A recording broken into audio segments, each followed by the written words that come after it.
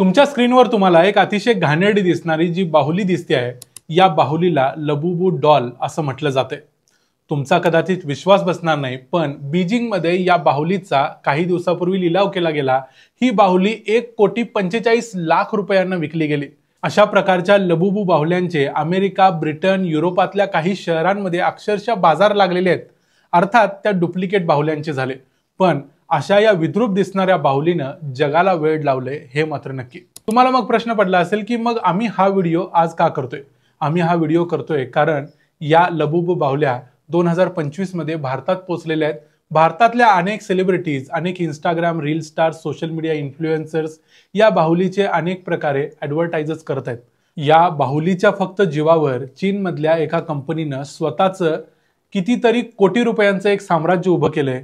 यामध्ये चीननं कशा पद्धतीनं अशी एक बाहुली आणून जगाचा बाजार उठवला ते आपण आजच्या या व्हिडिओमध्ये पाहणार आहोत। मी आहे रणजित यादव आणि तुम्ही पाहताय द मराठी बाणा।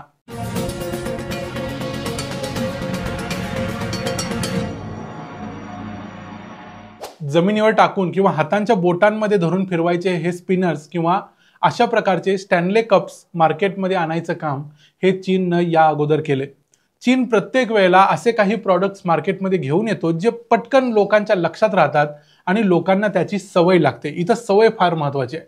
त्यांची ही मार्केटिंग स्ट्रॅटेजी आहे, पण या गोष्टीचा थोडा काहीतरी उपयोग तरी असेल। यावेळी चीननं मात्र जगाला या ज्या लबुबू बाहुलीचं वेड लावले ते मात्र कुणाला समजणार देखील नाही असं प्रकरण आहे। कासिम लंग नावाच्या एका चीनी माणसानं 2015 सालीच एक मॉन्स्टर सिरीज तयार केली होती, ज्यामध्ये त्यानं लबुबू या बाहुलीचं एक डिझाईन बनवलं होतं। त्यानंतर 2019 साली त्यानं चीनमधल्याच पॉप मार्ट नावाच्या एका कंपनीबरोबर भागीदारी केली आणि पॉप मार्ट ही कंपनी लबुबू बाहुल्या बनवून विकायला लागली। कासिम लंग म्हणतात की त्यांच्या कल्पनेतल्या एका कॅरेक्टरचं नाव लबुबू होतं, त्यावरून त्यांनी लबुबू असं नाव या बाहुलीला दिलं। 2019 साली पहिल्यांदा पॉप मार्ट या कंपनीनं ही बाहुली मार्केटमध्ये आणली। त्यानंतर त्यांनी वापर केला चीनकडेच असणाऱ्या एका अत्यंत पॉवरफुल मीडियाचा, म्हणजेच टिकटॉकचा। टिकटॉकच्या माध्यमातून या बाहुलीचा प्रचार केला गेला, पहिल्यांदा चीनमध्ये आणि नंतर अमेरिकेत।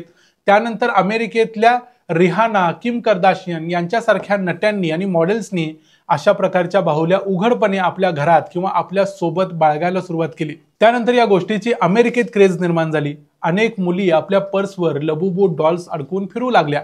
बघता बघता बायकाच काय, पुरुष देखील या लबुबू डॉलच्या प्रेमात पडायला लागले। त्यात प्रेमात पडण्यासारखं काय आहे असा प्रश्न तुम्हाला देखील ही बाहुली पाहिल्यानंतर पडेल, पण लोक प्रेमात पडायला लागले आणि चीनने मग या ठिकाणी एक गेम केली, ती म्हणजे बाजारात या लबुबू डॉलचा तुटवडा निर्माण केला। म्हणजे सगळ्या बाहुल्या संपल्या। आता पुढची सिरीज लॉन्च होणार तोपर्यंत वाट बघा असं सांगितलं। त्यामुळे सगळे हुशार लोक या बाहुलीची वाट बघायला लागले। मग चीननं पुढची सिरीज लॉन्च केली, पुन्हा लाखो डॉल्स बाजारात आल्या, ज्यामध्ये आता पॉप मार्ट या कंपनीनं जगभरात 200 स्टोर्स ओपन केले। या स्टोर्सच्या बाहेर लबुबूच्या नवीन सिरीजच्या बाहुल्या घेण्यासाठी लोक लाईन लावून उभे राहायला लागले। जशी रेशनच्या दुकानासमोर लाईन लावायचे पूर्वी लोक, तशी। कारण बाहुली संपली तर पुढं काय करायचं असा प्रश्न लोकांना पडायचा। एक प्रकारचा फोमो क्रिएट केला गेला। जोपर्यंत फोमो आहे तोपर्यंत बाहुलीची क्रेज लोकांच्या मनात राहणार होती। एकदा बाहुली प्रत्येकाला मिळाली की मग त्याची क्रेज संपणार होती, हे चीनला माहिती होतं। आतापर्यंत लबुबूच्या वेगवेगळ्या 300 प्रकारच्या स्टाईल्स मधल्या बाहुल्या कंपनीनं बाजारात आणल्यात आणि ज्यामध्ये आणखी एक मार्केटिंग ट्रिक वापरली आहे, ती म्हणजे तुम्ही अगोदर बाहुली चूज करू शकत नाही, तुम्ही फक्त लबुबू चूज करता। एक बाहुली ती कशी असणार आहे, ती विद्रूपच असणार आहे। तिचा कलर, तिचा ड्रेस, हावभाव याबद्दलची तुम्हाला अगोदर मात्र काही कल्पना असणार नाही। त्याला ब्लाइंड बॉक्स अनबॉक्सिंग म्हणतात। म्हणजे तुम्ही बाहुली विकत घ्यायची आणि घरी जाऊन तुम्ही ती उघडायची। उघडल्यानंतर तुमच्या वाट्याला कुठली बाहुली येते ती बघायची। यामध्ये अजून एक मजा आहे, ती म्हणजे 72 बॉक्स नंतर, म्हणजे प्रत्येक 72 बॉक्स नंतर एक सिक्रेट लबुबू बाहुली तुम्हाला मिळणार। ती इतर बाहुल्यांच्या पेक्षा स्पेशल असणार। स्पेशल म्हणजे काय असणार तुम्हाला प्रश्न पडेल, पण असणार काहीतरी स्पेशल। त्यामुळे जास्तीत जास्त बाहुल्या विकत घ्यायला लागली, कारण त्यांना अशा प्रकारच्या स्पेशल लबुबूची देखील आस असायची। आणि घरी जाऊन अनबॉक्सिंग करायचं असल्यामुळं प्रत्येक जण मग इंस्टाग्रामवर किंवा टिकटॉकवर जाऊन त्याचं अनबॉक्सिंग करून दाखवायला लागला। ती एक स्टेटस सिम्बॉल झाली। आता सगळ्यात महत्त्वाचा प्रश्न म्हणजे या बाहुलीची किंमत काय आहे? तर या बाहुलीची सगळ्यात हलक्यातली हलकी बाहुली घेतली तरी तिची किंमत आहे 1250 रुपये। 1250 पासून सुरुवात होते। 82,000 रुपयेपर्यंत तुम्हाला या बाहुल्या मिळतात, त्यापेक्षा जास्तही किमतीला मिळतात। आणि मगाशी मी तुम्हाला सांगितल्याप्रमाणे या बाहुलीच्या बाबतीत चीनचे लोक काय करतायत तर या बाहुलीचा तुटवडा मार्केटमध्ये निर्माण करतात, त्यामुळे लोकांना वाट पाहावी लागते आणि पुढच्या लॉन्चपर्यंत बाहुली मिळेलच की नाही याची गॅरंटी नाही, म्हणून लोकांनी ऑलरेडी बाहुली विकत घेतलेली आहे ते लोक सेकंडरी मार्केट क्रिएट करतायत, म्हणजे ती बाहुली दुसऱ्याला विकायला लागलेत। यामुळे एक नवीन धंदा तयार झालाय ज्यामध्ये लोक बाहुल्या लबुबू विकत घेतात आणि त्या जास्त किमतीला दुसऱ्याला विकतात, म्हणजे 2,000 रुपयाची बाहुली घ्यायची आणि 10,000 रुपयाला विकायची। अशा गोष्टी जगभर मोठ्या प्रमाणात होत आहेत। अशा प्रकारच्या बाहुल्या विकून पॉपमार्ट ही जगातली फास्टेस्ट ग्रोइंग कंपनी झालेली आहे। या कंपनीची आजची बाजारभावाने किंमत $40 बिलियन आहे, म्हणजे जवळजवळ 3,30,000 कोटी। आता एवढं मोठं मार्केट आहे म्हटल्यानंतर डुप्लिकेट बाहुल्या देखील येणारच। डुप्लिकेट बाहुल्यांना लफुफू असं म्हणतात। त्या विकत घेणाऱ्यांची संख्या देखील भरपूर आहे, कारण किंमत जास्त असल्यामुळे लबुबू परवडत नाही। त्यामुळे अशा प्रकारच्या बाहुल्यांचे बाजार सध्या जगभरातल्या अनेक मार्केट्समध्ये आलेले आहेत। आता अशी एक खतरनाक दिसणारी बाहुली आहे म्हटल्यानंतर त्या बाहुलीच्या स्टोऱ्या तर येणारच। त्यामुळे असं म्हटलं जातं की लबुबू डॉल घरी आणल्यानंतर घरावर वाईट सावली पडते, घरामध्ये काहीतरी वाईट घडतं, असं अनेक लोकांनी सोशल मीडियावर त्यांचे अनुभव शेअर करताना सांगितलं।